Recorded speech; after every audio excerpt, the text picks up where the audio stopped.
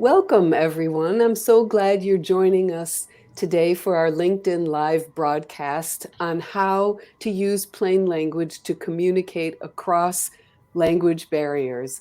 My name is Leslie Oflahaven. I'm the host today.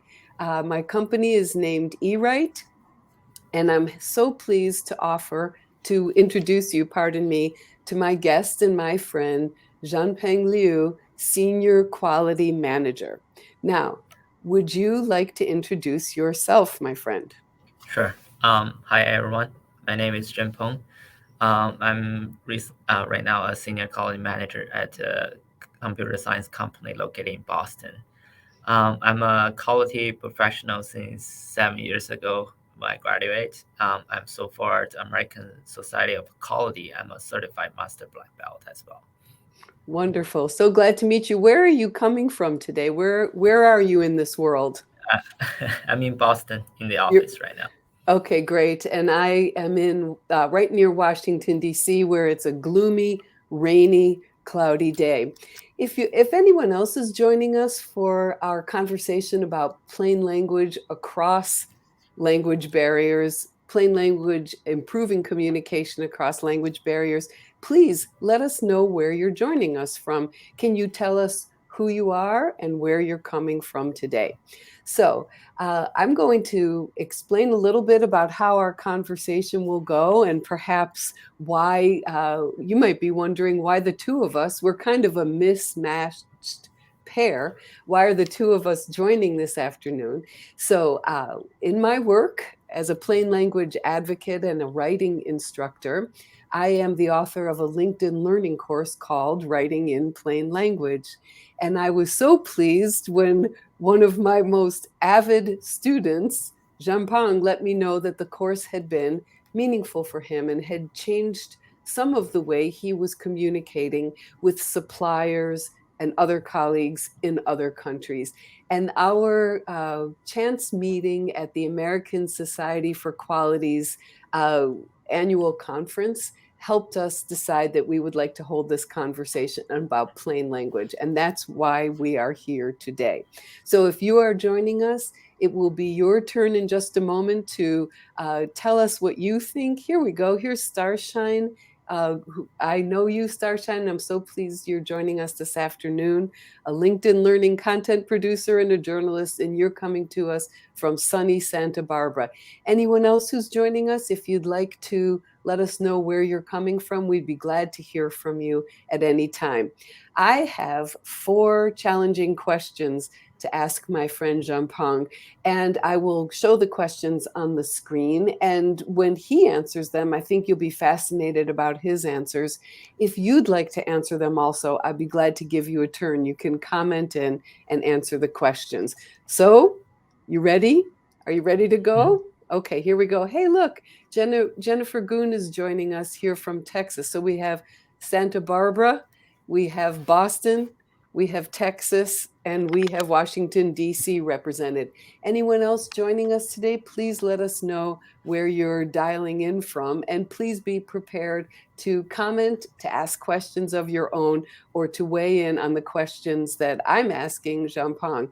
And here's Cindy, Texas represented twice. Hi, Cindy. Great to have you here today.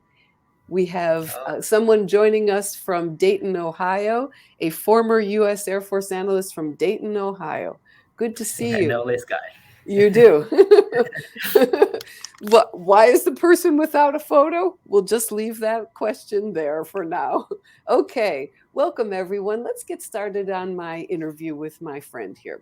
So, the first question I'd like to ask you is how did you become interested in writing in plain language? Tell us the story. So I came to the United States around 9 years ago, and as an international student. And at that time, I don't speak a very good English or American English.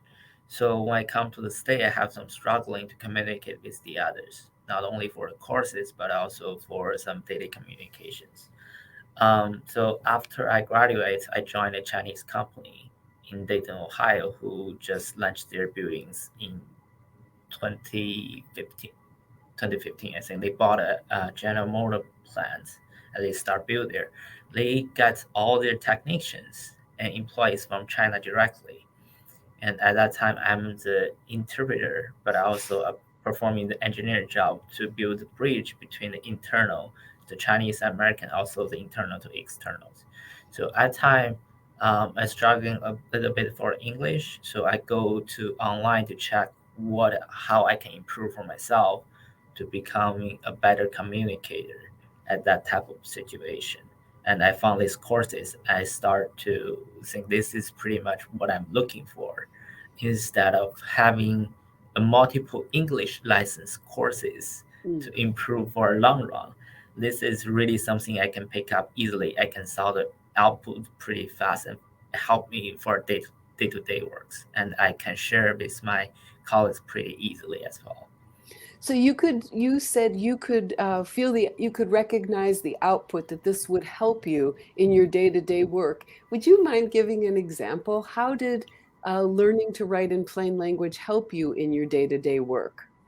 So um, in our day-to-day work is the communication both on the floor but also with the emails and the output. So that is a part of the output I'm considering with. So when I starting to write the email, there's multiple things going on and you communicate to different groups and they don't have a very detailed knowledge of the story you're talking or the problem you're addressing for. So a part of the email communication is how I can use the ability of my personal English to bring the other's attention and understanding to the same page without multiple word and duplicate word. And also my audience will be some people who don't speak English at all. Like just use the translators on online to understand for those. So how I can deliver those emails to them so they can clearly understand what I'm talking about. Okay. You know, when you describe this situation to me, I start to think about your heroism as an everyday writer. You seem like a hero to me because there you are trying to write emails, which, as a true software quality engineer, you called outputs, which I love. So you're trying to write emails that some people will understand because they are Native American English speakers, and some people will be translating with automated software, and some people will be translating by hand. I'd say they'll be translating it themselves. This is just wonderful. Now, before I ask you to elaborate a little bit, we have a couple other people joining us. Here's Nyeska Rojas, who's here in Cary, North Carolina, a translator. Nyeska, welcome. And I hope that when it's our participants' chance to answer some of these questions, that you will weigh in also. And here's Elvis joining. Hello, Elvis, coming all the way from Lagos, Nigeria, all the way. Thank you so much. Thank you so much for joining us today. So, on question one, so you became interested in writing in plain language, and you also clearly understood that you would be able to reduce confusions as you communicated with all of these other people, both nearby and remote, who may not speak or write English as their first language. Wonderful. Can you remember a time where your efforts to write in plain language did prevent confusion or saved you from causing confusion? Mm. I think the confusion you cannot is really hard to explain, but the confusion, because the confusion from the communication you don't figure that out right away, and Mm, sometimes even there's some confusion people don't blame is effective communication or effective interpret. But one thing I do like is there used to be a one time I communicate with my customer who is a native English speaker, and he really liked the report I'm writing for him. And the reason he told me he's like my report's much better than some Native Americans report. And the reason for that is my report is always uh, less effort for him, less modification for him when he reporting to his boss, yeah. because my report is always use the most simple wordings and bring the points and use the easy logic logic, so that he doesn't need to interpret it and explain additional for the report itself. The report can speak for himself. So that's the one moment I really enjoyed. I like that moment so much, I may be crying a little bit right now. No, really, this is the evidence of plain language in action, that your writing was so clear that, as you mentioned, a native English speaker was able to reuse the content to report to his boss with very little effort. And for all of us, the measure of plainness is utility. How useful something is the measure of whether it was written in plain language or not. Wonderful. That was really a moving answer. Thank you so much. So before you and I go on to question 2, let's invite the people who are joining us today. Would anyone else like to chat in and mention how did you become interested in writing in plain language? And we can look at the people who have introduced themselves, or if you haven't introduced yourself yet, who else would like to answer question 1? How did you get interested in writing plain language?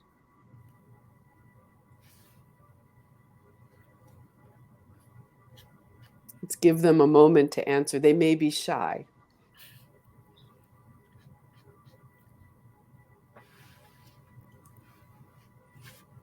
All right. Looks like no one wants to answer that question right now, but we know that you answered it brilliantly.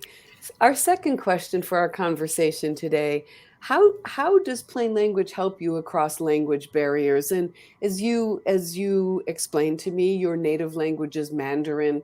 You also mentioned that you had learned English in school growing up in China, and that it wasn't the same as American business English or American social English. So you may have 3 languages or more: Mandarin, British English, I'm thinking, or academic English, and American business English. Can you talk a little bit about how plain language helps you move across these language barriers? Um, so I think the main point as a quality professional, like the way we determine what is a quality is what your customer wants. Mhm, I think it's sharing the same principle as the communication. mhm, It's always the customer oriented. What's your customer wants? What's the ones you're trying to deliver? What they trying to receive through the communication. So it's very customer oriented message. So that's I can adopt it very quickly, and it's making very much sense for me. mhm. And the second one is through the communication, especially um, you don't have a little bit of your background, you're starting a topic, or there's multiple things going on, you have multiple things you need to address. The plain language to bring the main point at the first, that is always very helpful, because if you starting to talk or somebody else starting to talk and you have the language barriers, people get lost very easily. So if you can always bring your main point at the beginning, people even they get a little bit lost, but they still can come back finally and to figure out what you just mentioned in the previous. So that is really helpful. Like a small changes will bring a lot of much better output for those. Okay, wonderful. You just built a bridge between your professional expertise, quality, and mine, and maybe those who are joining us. That's beautiful. Quality is giving your customer what your customer wants. And your second point, that one plain language practice is to begin with the main message, not to save the main message or request, or as we say, the ask, not to save it to the end. And you're saying that placing the main message at the beginning does reduce confusion across language barriers, because the people who are reading understand from the beginning what you're asking for, and they can acquire that information as they go along. Here's a comment. This loops back a little bit to our previous question. Here's Delaris. Thank you so much for joining us, Delaris, who says, I discovered plain language to avoid death by PowerPoint in my classes. Yeah, I don't want to die by PowerPoint. I want to live by plain language, but not die by PowerPoint. Wonderful. Thank you. Go ahead. Yeah. Does anyone else want to answer our question? How do your plain language writing skills help you communicate across language barriers? And I'm eager to hear from our translator. And this is Nayeska. Would you like to answer this question? How do your plain language writing skills or speaking skills help you communicate across language barriers? We have a few answers coming in. Starshine commented, there's a big focus on accessibility right now across industries, and rightly so. Speaking or writing simply helps makes the communicated content more accessible to all. What a great point, isn't it? The word accessible has connotations in our use of it, making accessible to people who have disabilities. And yet the word accessible means something far broader than that. And your example gave that case there. Yes, thanks. Anyone else? Would you like to talk about how plain language skills help you communicate across language barriers? Okay. Well, perhaps they'll weigh in just a moment. Here's our third question. And in comparing between you and me, you truly are the expert on this question. How does plain language writing make translation easier? Can you explain that a little bit for you and for others? So this is a very good question because I can come up with several points like to make the translation easier. Um, so for the translation or my day-to-day work, not only writings but also the meetings you're holding is also part of the communication, and part of it is you have a nice structure for the Mm, communication. It is the same principle for no matter what type of format you're trying to communicate with the other. Either that is a presentation or that is a meeting or a problem solving method. It's all kinds is the communication. It brings the output for people on the same page and receive the same message. So that same principle is helping me to create the structure that people will mainly focus and bring the main point always at the first. And also one part I really like is for me when I do the works or especially do the translations, um, I try to see the output from the others. Sometimes I'm requesting them to give me some feedbacks. One part I really like is the plain language tell me to bring the verbs at the beginning. So instead of telling them the story of the background of the issues, I'm able to giving them the actions. This is something I need you to finish or something you can bring the result back to me. So everybody has a very clear goal what they need to do after this meeting, after this communication, and also they are very easily to forward this entire message to the others who may also have the language barriers. So to prevent the telephone games, the message lost in the communication channels. So that is something I really like. yeah. Yes, your answer is just absolutely wonderful. And I'd like to repeat a few parts of it. You talked about how plain language has a clear structure makes translation easier. One thing that's true about plain language writing is that we make the structure visible to the reader. And you mentioned meetings and PowerPoints also. Meetings that use plain language principles or PowerPoints that use plain language principles. Essentially, we share the outline visually with the people who are listening or reading. In writing, we use headings and subheadings so the reader can see where am I within this architecture. And you're making the point that being able to see the structure makes translation easier. You also made the point that putting the verbs in the front, the requested action in the front, makes, of course, the action easier to see, but it makes translation easier as well. And I think this is what an interesting point for you to make, because some languages, it's difficult to place the verb in the front of a sentence. The natural syntax of that language doesn't place the verb there, and yet you're saying when the verb is in the front in English, it makes the translation easier. That's just fascinating. Yeah. Thank you. Yes. We have a couple comments here. Jennifer asked, dividing ideas into smaller bite-sized parts often helps readers and listeners. And this is a great point, Jennifer. And on our conversation, we would add translators there too. Wonderful. Tom, hi, Tom Wilk. I'm so glad you're here. Thanks for joining us.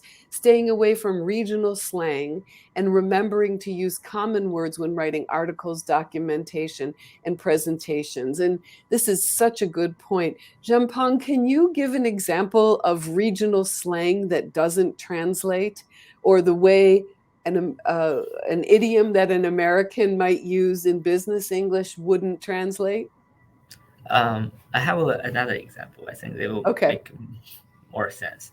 So I used to be in a meeting room with multiple nations people. There's some Chinese American, there's also Indian and someone from Mexico, and we bring a point.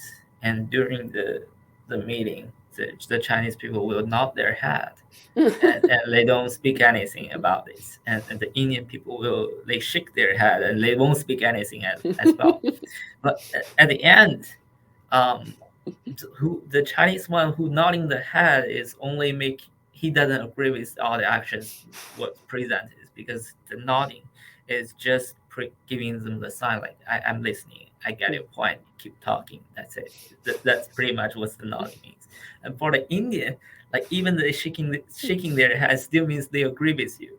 So that is something like you misunderstand their body language, and there's and for me, um, I prefer somebody not speak the regional slangs because I'm only able to pretend I'm understand, but I don't really understand what's their meaning. I will just smile and look their face and say, okay.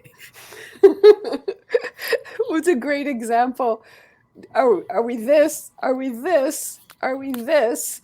Are Right. we this? And I love what you said, and you've said this to me before, pretending to understand.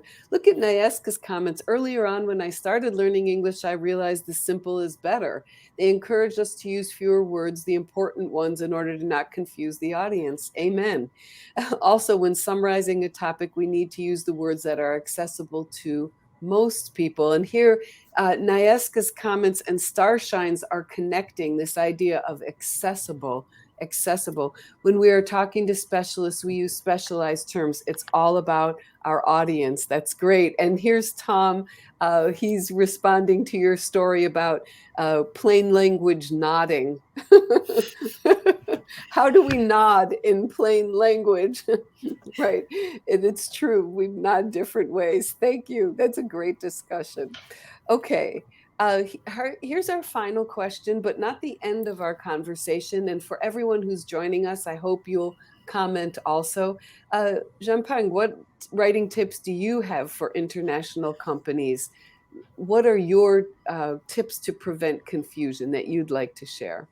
Um, a couple of them. The first one is always the customer oriented mindset. Before you, I always think the more you prepare for communication, the less you need to explain or follow up after the communication. So you before you actually started writing, there's a lot of work you can done beforehand.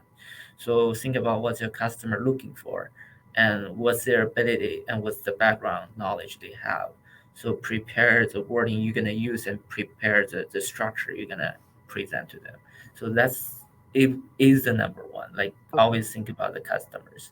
The second is make that the content clear. If you want to explain for a story, or if you want to bring out the output, or if you have any other suggestions, so whatever is, you need to have a clear logic to explain them step by step so they are not confused, and they don't know where you come from, or they need to summarize by themselves. So that is the second part. I think is very important. Um, Wonderful. the, the third one is for it's not for writing tips, but it's good when you communicate with the others. You give them a window for ask questions. That's we just talk about it. Some people will pretend they understand, especially during the meetings. If there's somebody else speak the same language, or have the other ability do the interview, they will rely on the others to check with them after the meeting. But maybe may happens is everybody was relying on the others after the meeting, so the info get lost. So always create a window to check if they fully follow up with you, or maybe you can check with their question with the open-end question, not a yes and no, but open-end question to ask them, give you a little bit of feedback, so that you make sure they're on the same page, they follow up with you. So there are multiple things. So I review the plain language courses once a while myself, and every time I get very useful knowledge. I can pick up very easily. So, but I think the main point is always the customer oriented side. Okay, all right. You're one of the fascinating parts of your perspective on plain language is that you sit at the juncture or the intersection of people who do understand you and people who, as you have said, may pretend to understand. People for whom the language difference is really a barrier. And the 3 tips you gave us now are extremely practical. So the first one you said was prepare to answer questions before you write, because if you don't, you'll be answering the questions after you write. And it's a world of risk that you're describing, because if your readers don't fully understand the language, then the layers of confusion might grow. The second thing you talked about was structure your communication so the parts are very easy to see. If the steps need to be numbered the steps. And the third one, of course, this is why I'm so grateful for our conversation, because I never would have thought of this. The third one, budget for a question period, an amount of time where you will welcome and answer questions, and even to stimulate the questions, you said ask an open-ended question of your own. These are wonderful suggestions that a person who's not been in your role simply couldn't give. So I'm really grateful for those. Let's see what others have to say. Mark Flower is joining. He says, very valid point about plain language sometimes not being able to bridge gaps due to cultural differences, which we need to be aware of. So isn't it wonderful that after all our words about writing, everyone will remember your example about nodding. That's wonderful. Yes. Would anyone else like to help us answer this question? What writing tips do you have for international companies, tips that will help prevent confusion? Anyone who's joining us, would you like to answer that question? Okay. Well then, Zhanpeng, is there anything else you'd like to say today? I'll be open to the questions we have. Great. Well, if anyone has a question for you, for me, you can ask it now in the comments. I hope this won't be the last time you and I get to talk, whether broadcasting or speaking in any other way. Meeting you has been just a real gift of 2022 for me, and I really appreciate our conversation today. It's just wonderful. Lisa. Yes. Okay. If anyone has a question or a comment to ask, otherwise we are going to wrap up with a wave. Thank you for your conversation about plain language, and I hope I'll be able to speak with you again soon. Bye-bye, everyone. Thank you, Lisa. Thank you, everyone. Thank you. Thank you.